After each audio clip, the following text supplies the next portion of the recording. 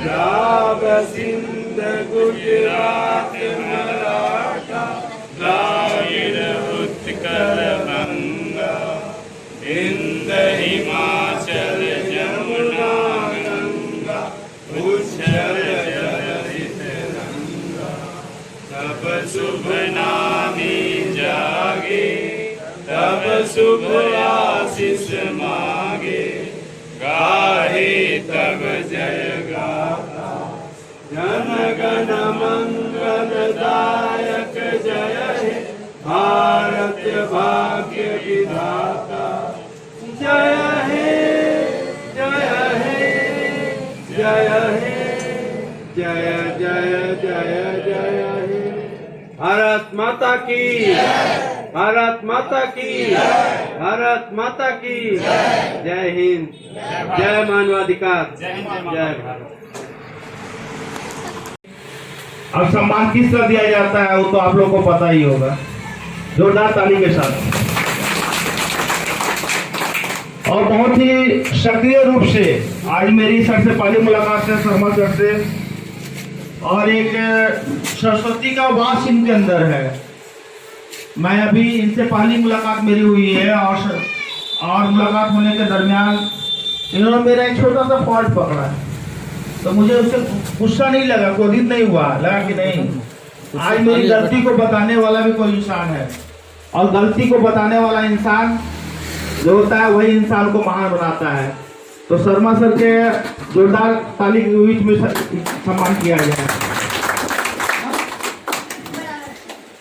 तो मैं कुछ बोलूं लास्ट में तो मैं बताऊंगा ही, तो उससे पहले मैं चाहता हूं सभी प्रखंड अध्यक्ष अपने संबोधन में कुछ कुछ शब्द बोले। मैं आमंत्रित करना चाहता हूं कि राहुल जी को, कि राहुल जी 2 शब्द बोले आपको। सबसे पहले जितने भी ग्रामीण लोग हैं उन लोगों से मेरा सादर प्रणाम है एवं जितने भी DRHS परिवार के सदस्य हैं सबको दिल से हार्दिक अभिनंदन करता हूं और करता रहूंगा। धन्यवाद। सबसे पहले मैं बताना चाहता हूं कि मानवाधिकार, मानव का अधिकार जो होता है वो किसी भी क्षेत्र में होता है, चाहे वो करप्शन के खिलाफ हो, चाहे वो करप्ट नेताओं के खिलाफ हो, चाहे करप्ट आपका ऑफिसर हो, चाहे किसी भी तरह का करप्ट ऑफिसर या फिर किसी भी करप्ट आदमी हो उसके खिलाफ हम लोग लड़ने का काम करते हैं। अगर मानव का अधिकार जो होता है अगर उसे कोई छीनता है तो इसका सजा अदालत तक देती है। अगर इस सबसे पहले इन लोगों से कहना चाहता हूँ कि हम लोग का परिवार बहुत छोटा है, इसको सबको जुड़े और जुड़ के इसको ज़्यादा से ज़्यादा संख्या में बनाएं। अभी हम लोग ज़्यादा ही नहीं, हम लोग DRHS परिवार में लगभग जम्मू डिस्ट्रिक्ट में 50 की संख्या में होंगे और कहना चाहता हूं कि सब कुछ जुड़े और जुड़ के 50 से 100, 100 से 500 की संख्या में बने ताकि कोई भी करप्ट ऑफिसर के खिलाफ हम लोग खुलकर आवाज निकालेंगे और उसका सही निर्णय लेंगे। और जब हम लोग 10-20 की संख्या में चलेंगे तो उसका कोई सुनवाई नहीं होगा। लेकिन अगर हर जगह पे हमारे खिलाफ करप्ट ऑफिसर के खिलाफ अगर हम लोग सब कोई संगठन रहेगा तो उसका जरूर सुनवाई होगा। मैं कहना चाहता हूं कि जितने भी यहाँ पे ग्रामीण लोग हैं अगर किसी को कोई प्रॉब्लम है तो हमसे मिले और सब कोई नाम पता के साथ अपना जो भी प्रॉब्लम है उसको सब क्या बताए यहाँ पे बोले ताकि हम आगे उसका कोई सुनवाई कर सके, उसका कोई निर्णय ले सके। साथ में हमारे बिंदु भैया जी है जो हमसे ऊपर पदाधिकारी में है, प्रदेश सचिव है, रवि बर्दवाल है, जिला संयोजक है, जो अगर जो हमसे सॉल्व नहीं होगा यहाँ पे जो आपका परमानंद पंडित है वो है, इन लोगों से जो सॉल्व नहीं होगा वो हमारे प्रदेश अध्यक्ष और सचिव जी दोनों मिलकर करेंगे। इसीलिए यही सब वाणी के साथ हम अपना वाणी को विराम करता हूँ। धन्यवाद। सत्यदेव जयदेव। आगे हमारे बाहर से आए हुए प्रदेश अध्यक्ष नरेश कुमार जी हैं, वो अपनी वाणी को रखेंगे। धन्यवाद।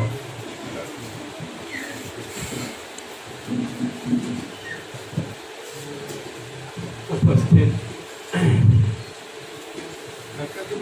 ग्रामीणों, सिस्टम में तो बहुत सुधार आया, लेकिन पदाधिकारी लोग नहीं सुधरे हैं। इसका मैं कुछ उदाहरण पेश करना चाहता हूं कि पदाधिकारी लोग नहीं सुधरे हैं। ऐसे ऐसे लोग हमारे बीच में भी हैं जो कि ब्लॉक और थाना के चक्कर लगाते हुए उनका चप्पल घिस जाता होगा। आज लाख कुछ होता है, यदि मेरे साथ समस्या है और उस समस्या को लेके मैं ब्लॉक जाता हूँ, थाना जाता हूँ या किसी सरकारी दफ्तर के में जाता हूँ, तो चक्कर लगाने के सिवा कुछ नहीं मिलता है, समय टाइम के अलावा कुछ नहीं मिलता है। करप्शन चरम सीमा पर है। नेता अफसर सारे लोग भ्रष्ट हो गए। सर ने बताया कि कहीं न कहीं अफसर को श्रम मिला हुआ होता है नेताओं का, और अफसर लोग भी बिकाऊ हो गए। दोनों बीच में कोई पानी पिएगा पूछो। आज मैं देखता हूं कि सबसे ज्यादा मामला अगर पूरे बिहार में देखने को मिलता है तो जमीन का, भूमि का विवाद बहुत ज्यादा है। इनका जमीन किसी और ने हड़प कर लिया। वैसे बहुत सारे फरियादी हैं मेरे पास आते हैं और आए भी। बहुत सारा विवाद आता है कि दहेज प्रथा, दहेज के कारण क्या है, बहू बेटियों का हत्या कर दी जाती है। कुछ मामले आते हैं प्रताड़ना का, जो कि बच्चे जो हैं माता पिता को पढ़ाई कर रहे हैं।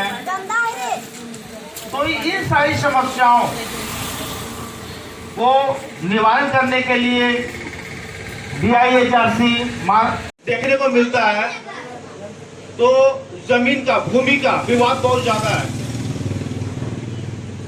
इनका जमीन किसी और ने हड़प कर लिया। वैसे बहुत सारे फरियादी हैं मेरे पास आते हैं और आए भी। बहुत सारा विवाद आता है कि दहेज प्रथा, दहेज के कारण क्या है, बहू बेटियों का हत्या कर दी जाती है। कुछ मामले आते हैं प्रताड़ना का, जो कि बच्चे जो हैं माता पिता को पढ़ाई कर रहे हैं। तो इन सारी समस्याओं को निवारण करने के लिए DIHRC मानवाधिकार तत्पर है। क्यों तत्पर है और इसका बीड़ा मैं उठाया हूं, क्योंकि मैं देखते थक गया हूं कि आज लोग का चप्पल घिस जाता है। अभी आपके बीच में एक व्यक्ति है जो कि उनका जमीन जो है, मैं छोटा सा मामला बताता हूं। उनका जमीन जो है एक थाना का चौकीदार हड़प कर लिया है और 4 एकड़ जमीन हड़प कर लिया है। 1 कट्ठा, 1 डिसमिल, 2 डिसमिल, ऐसी बात नहीं। उसके बावजूद भी उस जमीन पर घर बनाया जाता है। घर बन गया, ये थाना भी गए। थाना मैं खुद स्वयं फोन किया, थाना अध्यक्ष को संज्ञान नहीं लिया। उसके बाद वो व्यक्ति कहाँ जाता है, उस व्यक्ति से मैं मिलाऊंगा इसी भीड़ में। वो व्यक्ति फिर जाता है कहाँ, SP साहब के पास।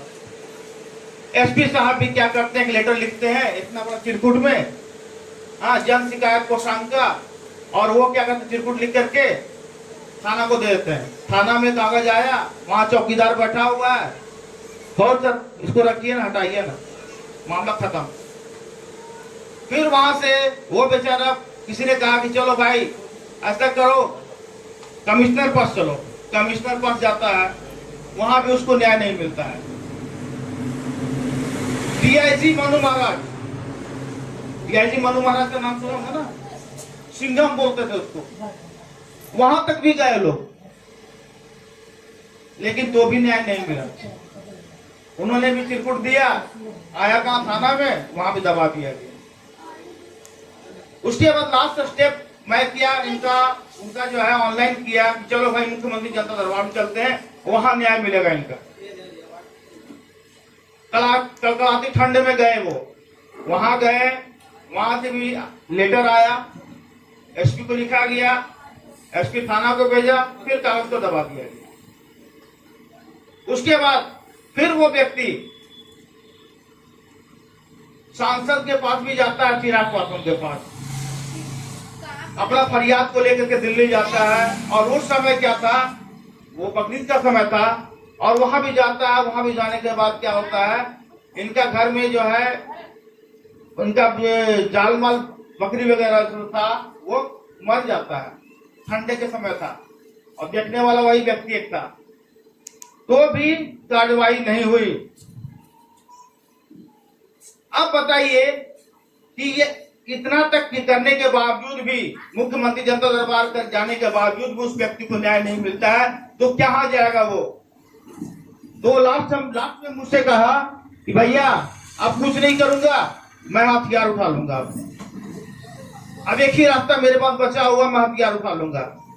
तो मैंने कहा कि आपको उसकी जरूरत नहीं है, आप मेरे पास है।